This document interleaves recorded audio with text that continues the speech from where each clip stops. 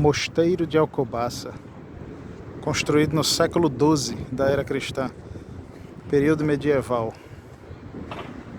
Olha só o esplendor e a magnitude dessa arquitetura. A riqueza de detalhes é simplesmente um esplendor.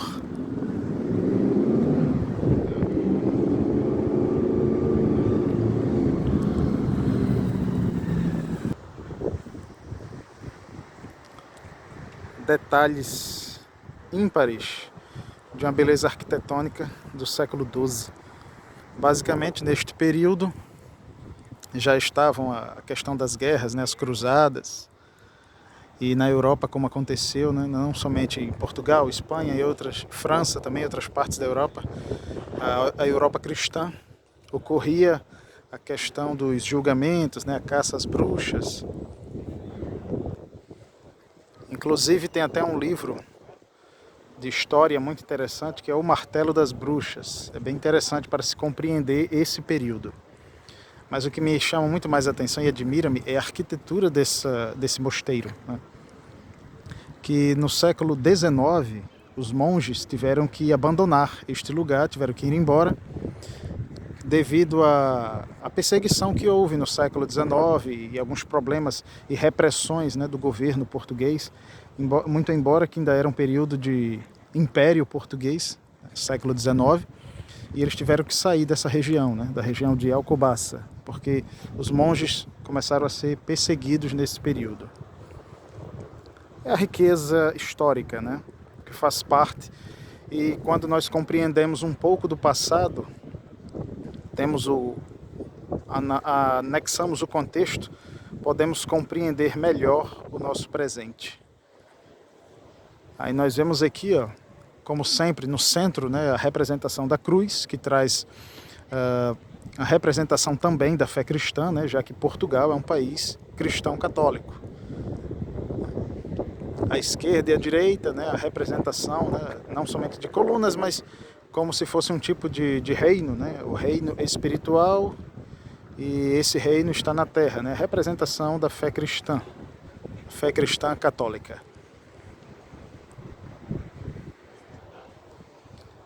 Temos ali estatuetas de anjos, né, ali próximo à cruz, que também faz referência à questão dos anjos, né, muito mencionada na Bíblia, o Novo Testamento especificamente, e a fé para os cristãos na questão de anjos, né, e mais especificamente dentro da fé católica que acredita, né, que crê na questão da expressão o anjo da guarda, que é aquele ser espiritual que traz proteção, né, para todo aquele que acredita no Cristo, né. E a posterior à fé cristã, claro, né, vindo especificamente do século V depois de Cristo em diante, nós vemos a junção, né, do Estado com a religião.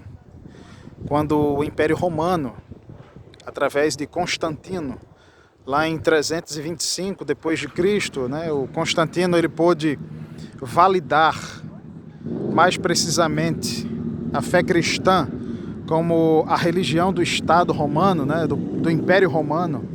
Ele estabeleceu isto.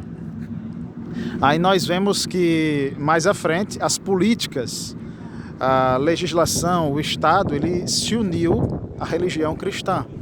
Não é à toa que podemos ver estatuetas, não sei se dá para perceber, de representações de juízes, né, da justiça.